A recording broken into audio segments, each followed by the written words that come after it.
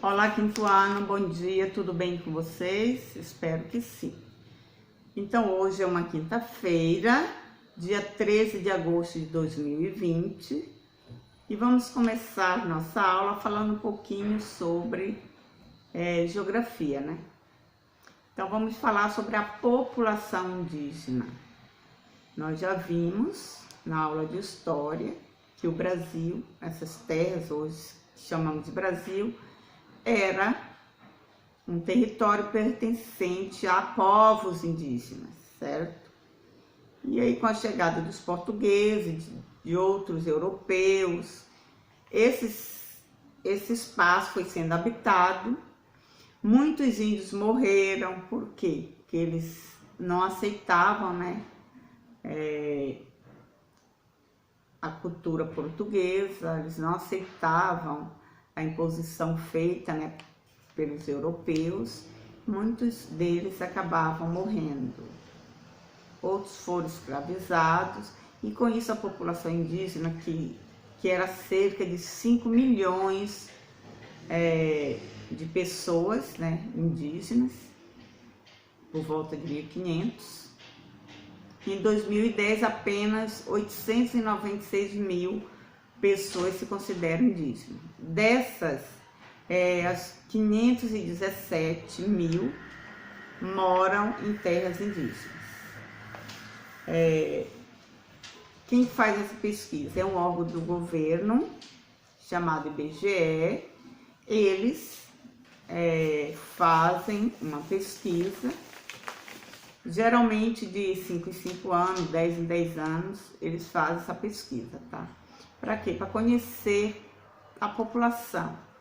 Se a população está mais velha, está nascendo mais pessoas, envelhecendo mais, morrendo, para poder, em cima desses estudos, planejar o que precisa ser feito. E se a gente pegar aí, na página 64, tem um mapa, 64 e 65. O da página 64 é um mapa que mostra as terras indígenas.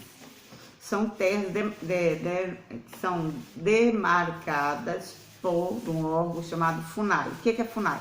FUNAI é um órgão do governo que significa Fundação Nacional do Índio. Esse órgão, FUNAI, é responsável em lutar pelos direitos indígenas, tá?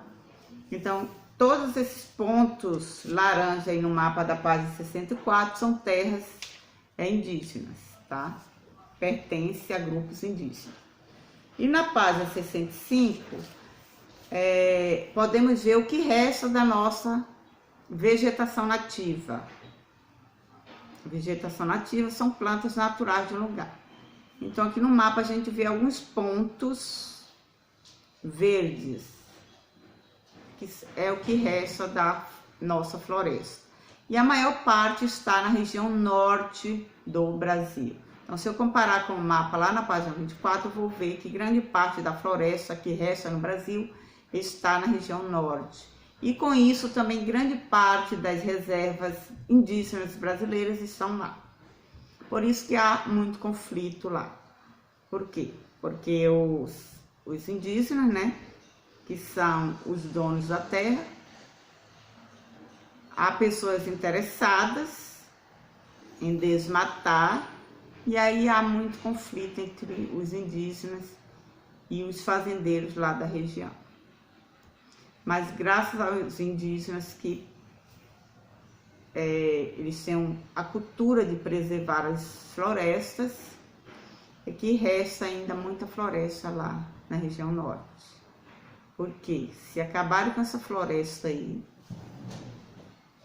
acaba com o rio Amazonas. E vai mexer com o clima de todo o Brasil, principalmente aqui na região centro-oeste e região sul.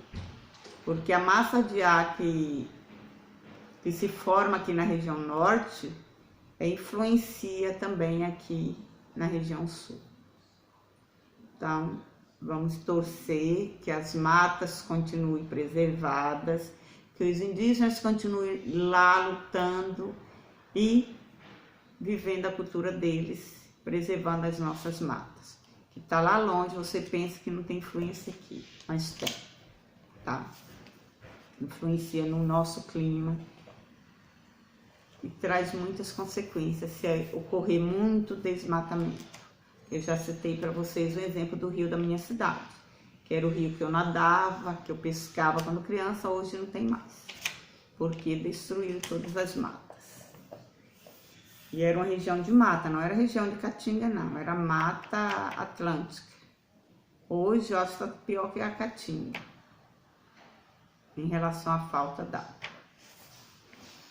E na página 66 vocês vão dar uma lida também, que fala sobre um grupo indígena chamada Munduruku. E eles falam das dificuldades que eles encontram. E dentro desse texto tem várias palavras que está escrito na língua deles, tá? Mas dá para a gente entender o que ele quis dizer. Então vocês vão dar uma lida, eles vão contar as dificuldades que eles enfrentam no dia a dia. Então nossa aula de geografia fica por aqui e já eu volto com a aula de história. Então responda aí a atividade da apostila e leia as páginas sugeridas também na apostila, tá? Até daqui a pouco.